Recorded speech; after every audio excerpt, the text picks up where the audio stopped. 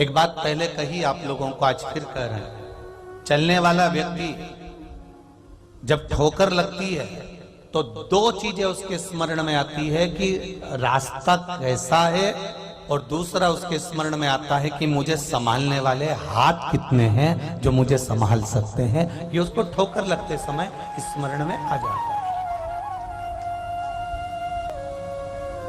ब्रह्मा जी, भगवान ब्रह्मदेव भगवान विष्णु से कह रहे हैं मुझे आपके पिता का स्मरण करा दीजिए, मुझे आपके पिता का दर्शन करा दीजिए।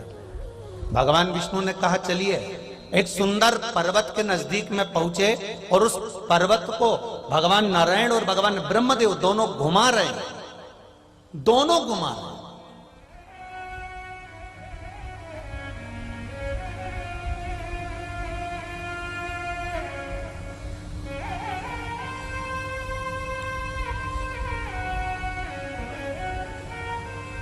और जब दोनों ने घुमाना प्रारंभ किया, दोनों जब घुमा रहे हैं और दोनों ने घुमाना जब प्रारंभ किया, महाराज पर्वत घूमता गया घूमता गया घूमता गया। जैसे एक पंखा 1 नंबर की स्पीड पर चलता है तो उसकी पंखड़ियां नजर आती है, 2 नंबर की स्पीड पर पंखा चलता है तो उसकी पंखड़ियां नजर आती है, 3 नंबर की स्पीड पर पंखा चलता है तो उसकी पंखड़ियां नजर आती है, 4 नंबर की स्पीड पर पंखा चलता है तो भी उसकी पंखड़ियां नजर आती है। जब 5 नंबर की स्पीड पर पंखा चलता है तो पंखड़ी नजर नहीं आती, केवल एक बिंदु सा नजर आने लगता है। जैसे जल में जब भंवर पड़ती है तो जल में भंवर पड़ते पड़ते एक बिंदु बन जाता है, उसी तरह भगवान देवादिदेव महादेव के लिए नारायण भगवान ने और भगवान ब्रह्मा ने जो पर्वत घुमाना प्रारंभ करा, उससे एक बिंदु जैसा एक आनंदमय एक लिंगायत आकृति प्रकट हो गई और उसमें से आवाज आ गई। महादेव उस लिंगायत आकृति में से प्रकट होकर कहते हैं, हे नारायण, आपने मुझे क्यों प्रकट किया, क्या चाहते हो आप? तब भगवान विष्णु कहते हैं कि ये ब्रह्मा जी जानना चाहते हैं कि मेरा पिता कौन है, इसलिए आपका दर्शन कराना जरूरी था। भगवान शिव कहते हैं, मेरा ये स्वरूप प्रकट हुआ है, मेरा ये स्वरूप प्रकट हुआ है। ये स्वरूप कोई साधारण नहीं है। सबसे पहला शिवलिंग की उत्पत्ति, सबसे पहली भगवान देवादिदेव महादेव के शिवलिंग की उत्पत्ति भगवान ब्रह्मा और भगवान विष्णु ने करी है। सबसे पहले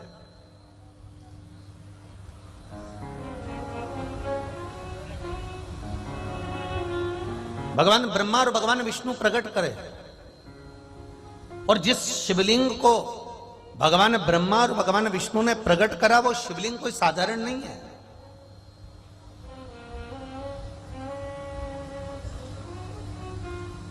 कोई कह रहा था, गुरुजी क्या शिवलिंग केवल सांसारिक मनुष्य के उद्धार के लिए है? परशु महापुराण की कथा तो कहती है, चाहे पशु हो, पक्षी हो, जलचर हो, थलचर हो, वायुचर हो, चाहे कोई जीव हो, भगवान शंकर का ये स्वरूप तो संपूर्ण विश्व के कल्याण के लिए। शिव जी का एक नाम है पशुपति नाथ। पशुपति नाथ का मतलब ही क्या होता है कि जो पशुओं का, जम के बोलो जरा, नाथ हो। अब जो 33 कोटि देवी देवताओं को पशु बना देता है, तारकासुर के 3 पुत्रों को मारने के लिए, तारकाक्ष, विदुम्माली, कमलाक्ष की, इन तीनों को मारने के लिए जो 33 कोटि देवी देवताओं को पशु बना देता हो, वो साधारण नहीं हो सकता महाराज, वो सहज नहीं हो सकता।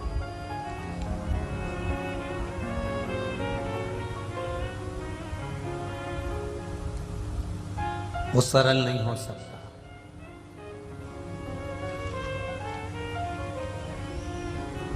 ये शिवलिंग केवल मनुष्य के उद्धार के लिए नहीं है, ये शिवलिंग केवल देवताओं के उद्धार के लिए भी नहीं है। ये शिवलिंग चाहे पशु हो, पक्षी हो, जानवर हो, जलचर हो, थलचर हो, वायुचर हो, सबके उद्धार के। एक कितनी सुंदर कथा हमारे यहाँ स्कंद पुराण में आती है, करकोट सर्प के लिए।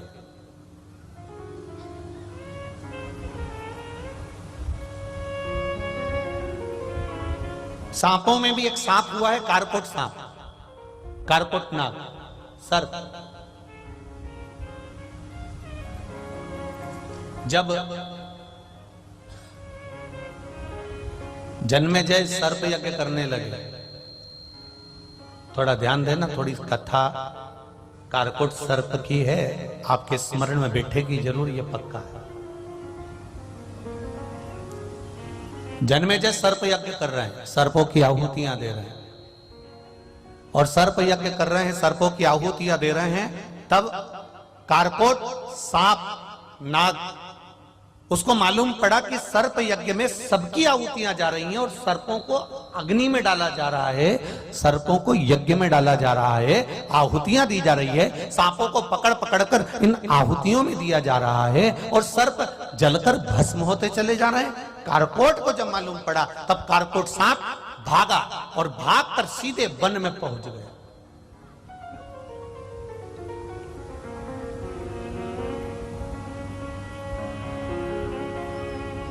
जब कारकोट वन में पहुंचा, अब उसको लगा कि जन्मेजय सर्पों की आहुतियां दे रहे हैं, उसके गुप्तचर आएंगे, सर्प पकड़ेंगे और अग्नि में डाल देंगे। अब मैं करूं तो करूं क्या? अब दुनिया के लोग कहते हैं क्या शिवलिंग केवल मनुष्य के उत्थान के लिए है, मानव के उद्धार के लिए है, क्या देवताओं के उद्धार के लिए है? मेरे राम जी ने शिवलिंग की स्थापना करी, मेरे भगवान कृष्ण ने शिवलिंग की स्थापना करी, पांडवों ने शिवलिंग की स्थापना करी, माता आदिशक्ति ने शिवलिंग की स्थापना करी, माता पार्वती ने पार्थिव शिवलिंग की पूजन करी, सती माता ने पार्थिव शिवलिंग की पूजन करी, उमा माता ने करी, कात्यायनी ने करी, कुष्मांडा ने करी, चंद्रघंटा ने करी। तो क्या केवल ये शिवलिंग, ये शंकर का स्वरूप क्या केवल मनुष्य या देवताओं के उद्धार के लिए? नहीं नहीं, जैसे ही कारकोट को मालूम पड़ा कि जन्मेजय यज्ञ कर रहा है, सर्प यज्ञ कर रहा है और आहुतियों पर आहुतियां दे रहा है, तो कारकोट भागा और जंगल में गया।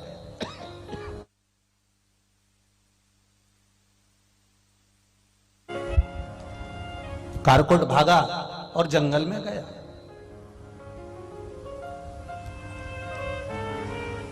और कारकोट भागकर जंगल में जैसे ही पहुंचता है, कहां छुपूं मैं जाकर?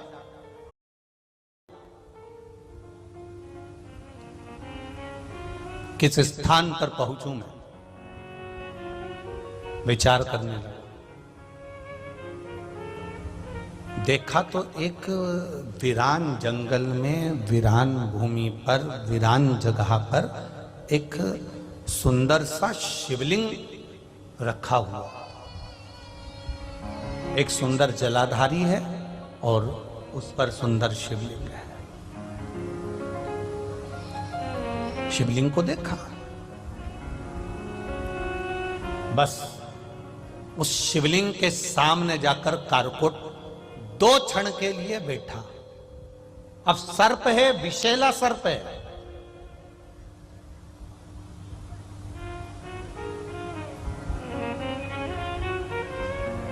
और कोई साधारण सा सर्प नहीं है, यह बड़ा भयंकर विषैला सर्प। इसका काम क्या है? कहा, दूसरे सर्प यदि किसी को डसते हैं तो उसके प्राण चले जाते हैं, वो मर जाता है। तक्षक नाग डसे मर जाए, कालिया नाग डसे मर जाए, शेष नाग डसे मर जाए, विषैले से विषैला सर्प अगर किसी को डसता है तो वो मर जाता है। पर कारकोट सर्प की एक बात बड़ी निराली है कि ये जिसको डसता है वो मरता नहीं है, केवल उसका शरीर सड़ने लगता है, उसका शरीर कुरूप हो जाता है, उसका शरीर काला पड़ जाता है और भयंकर उसके शरीर में से गंध आने लगती है, भयंकर शरीर में से। ये शरीर बेकार हो जाता है, सड़ने लगता है, बेकार, काला पड़ जाता है, बेकार हो जाता है। अब जब शरीर काला पड़ने लगे, बेकार हो जाए, तो उस मरने वाला व्यक्ति ठीक है कि वो जो शरीर सड़ रहा है वो व्यक्ति ठीक है? बोलो रे जरा, कंजरी वाले बोलो जरा, अच्छे से बोलो, कौन सा शरीर ठीक है? जो सड़ रहा है, गल रहा है, बदबू मार रहा है, जिस शरीर को हाथ लगा और उसमें खड्डा पड़ जाए, चमड़ी सड़ने लगे, बदबू मारने लगे, खाल सड़ने लगे, पानी गिरने लगे शरीर में से, पूरा शरीर बेकार हो रहा है, बदबू मार रहा है और पूरा काला पड़ गया है। तो एक सर्प वो है जो डसता है और व्यक्ति मर जाता है, और एक सर्प वो है जो डसता है और शरीर को सड़ा देता है। तो वो डसने वाला सर्प ठीक है कि ये शरीर को सड़ाने वाला सर्प ठीक है? अरे बोलो, जम के बोलो जाए। वो शरीर को जो डस ले और मर जाए वो ठीक। अब ये पड़ा हुआ है, सड़ रहा है, पड़ा हुआ है, बेकार हो गया है, तो उससे मतलब क्या?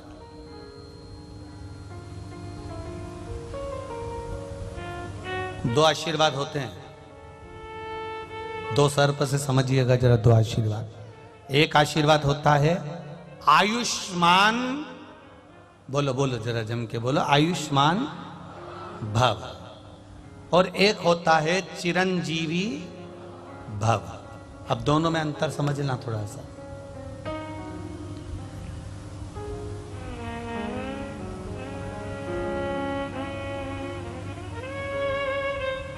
आयुष्मान भव में क्या है? तुम्हारी भगवान खूब खूब लंबी आयु करे। अब भले मुंह में सोफा सेट नहीं, और शरीर में आंत नहीं, हाथ थर थर थर थर धूज रहे, आंखों से दिखाई नहीं दे रहा, मुंह से खाते नहीं बन रहा, कानों से सुनाई नहीं दे रहा, पर बुजुर्गों ने आशीर्वाद दिया था आयुष्मान भव। मतलब अब तुम भले पलंग पर पड़े रहो, सड़ते रहो, गलते रहो, कैसे भी पड़े रहो, तुम्हें आशीर्वाद मिला है आयुष्मान भव होने का, इसलिए तुम्हारी उम्र बढ़ गई। अब पड़े रहो, गलते रहो, सड़ते रहो, जैसे पड़े हो पड़े रहो।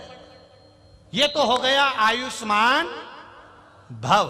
अब एक होता है चिरंजीवी भव। चिरंजीवी का मतलब होता है कि जैसे तुम आज हो, जितने तंदुरुस्त आज हो, जैसे सुंदर आज हो, जैसे ताकतवर आज हो, जैसा बल तुम में आज है, मरते दम तक तुम में यह बल रहे, उसको चिरंजीवी का, वो बल तुम्हारा परमानेंट रहे।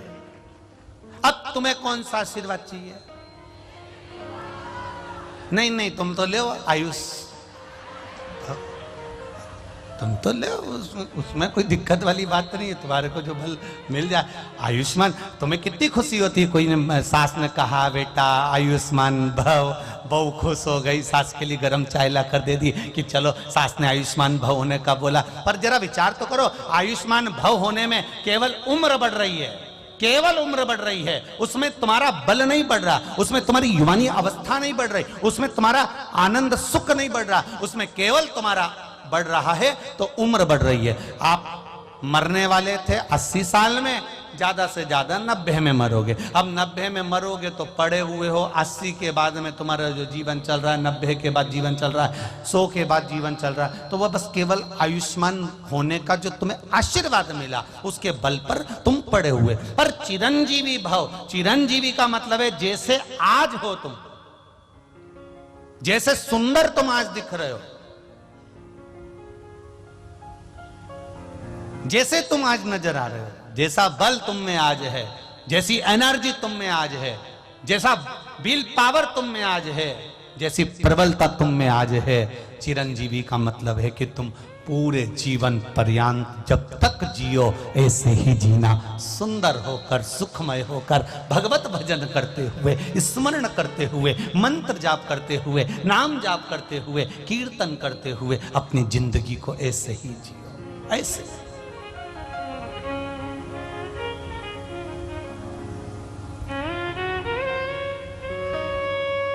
चिरजीवी ऐसे ही रहना। अब दो सांप हैं, एक विषैला सांप जो डसे तो मर जाए, और एक कारकोट सांप डसे तो सड़ जाए, शरीर सड़ जाए।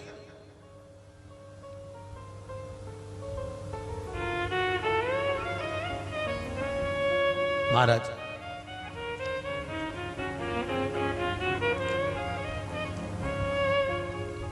कारकोट को मालूम पड़ा कि जन्मेजय ने यज्ञ रखा है, सब मर रहे हैं, सांपों की आहुतियां दी जा रही है, सांप समाप्त हो रहे हैं, सबको जलाया जा रहा है।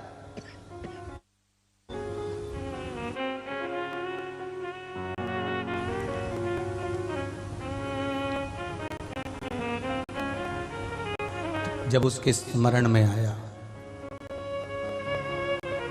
शिव जी के सामने, शिवलिंग के सामने जाकर बैठ गया। सामने शिवलिंग है, ये सम्मुख में बैठा है, सम्मुख में। आप बहुत ध्यान देना महाराज जी, आप जल चढ़ाएं ना चढ़ाएं, आप बेलपत्र भगवान शंकर को चढ़ाएं ना चढ़ाएं, आप शंकर भगवान को एक चावल का दाना चढ़ाएं ना चढ़ाएं, आप शंकर भगवान को एक पुष्प चढ़ाएं ना चढ़ाएं, आप शंकर भगवान को कोई सामग्री चढ़ाएं ना चढ़ाएं। शिव महापुराण की कथा यहां तक कहती है कि आप केवल देव अधिदेव महादेव के सम्मुख में, जहां तुम्हारा मन पड़े, तुम्हारे घर के नजदीक में जो शिवालय हो, उस शिवालय में जाकर केवल शंकर भगवान के सामने ही बैठ जाओगे तो तुम्हारी जिंदगी का सारा दुख अपने आप कट जाएगा। केवल महादेव के सम्मुख में पहुंच जाने पर, केवल महादेव के सामने पहुंचकर बैठ जाने पर तुम्हारा दुख कट गया।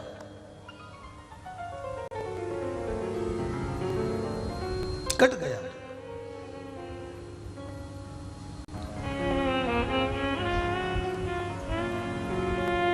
वो कहते हैं ना, मुश्किल की घड़ियों में वही हंसते हैं जिनके दिल में मेरे महादेव बसते हैं। नहीं तो कोई हंसता है क्या?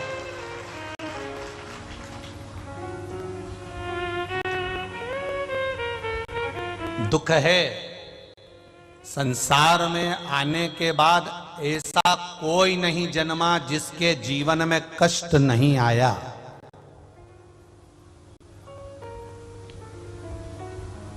ऐसा कोई नहीं जन्मा जिसके जीवन में कष्ट नहीं आया।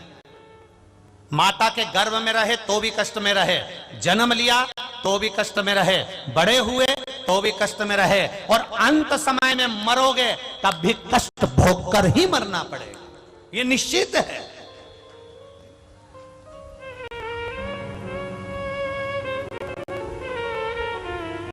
अब इससे बच तो सकते नहीं।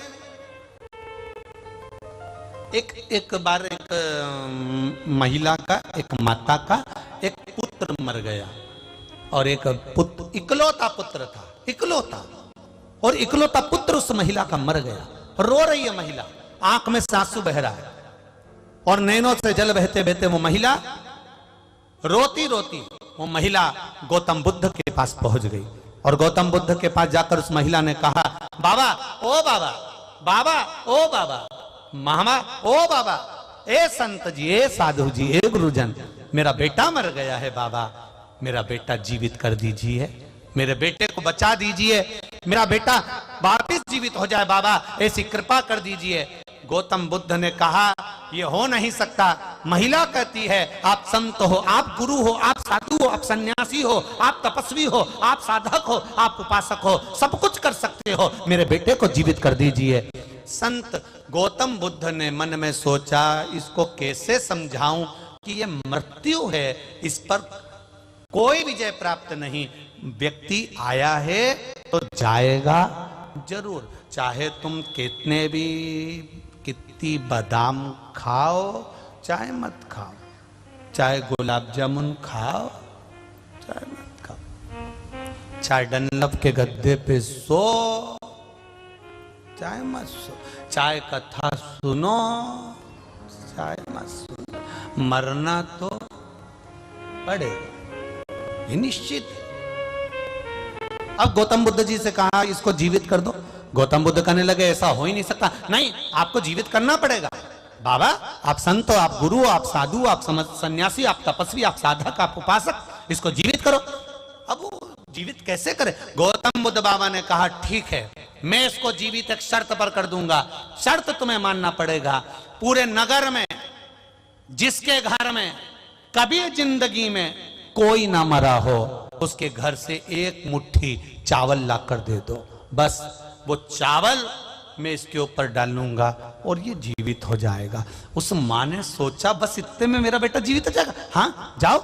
गौतम बुद्ध ने उस माता को भेज दिया, माँ जिसके घर में जाती है, तुम्हारे घर में कभी कोई मरा नहीं हो तो चावल दे दो, तुम्हारे घर में कोई कभी मरा ना हो तो चावल दे दो, तुम्हारे घर में कभी कोई मरा ना हो तो चावल दे दो, तुम्हारे घर में कभी कोई मरा ना हो तो चावल दे दो। प्रत्येक घर में वो माँ जाती है, सुबह से लेकर रात तक, रात से लेकर सुबह तक घूमती है, पर ऐसा कोई घर नहीं मिला जिस घर में कभी जिंदगी में कोई मरा नहीं था।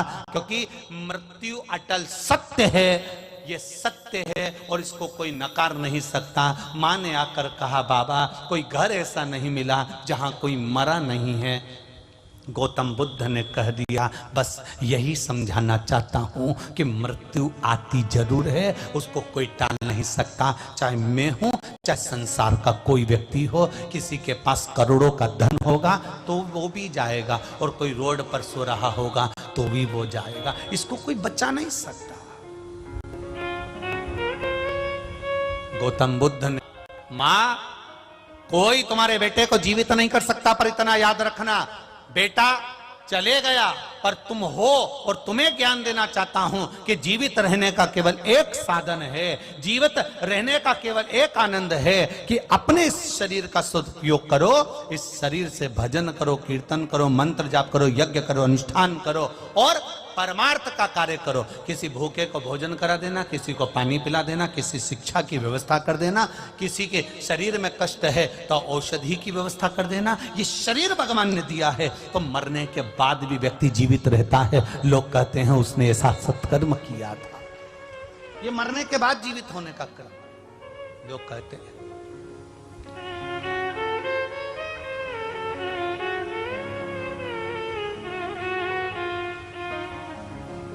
करो भजन।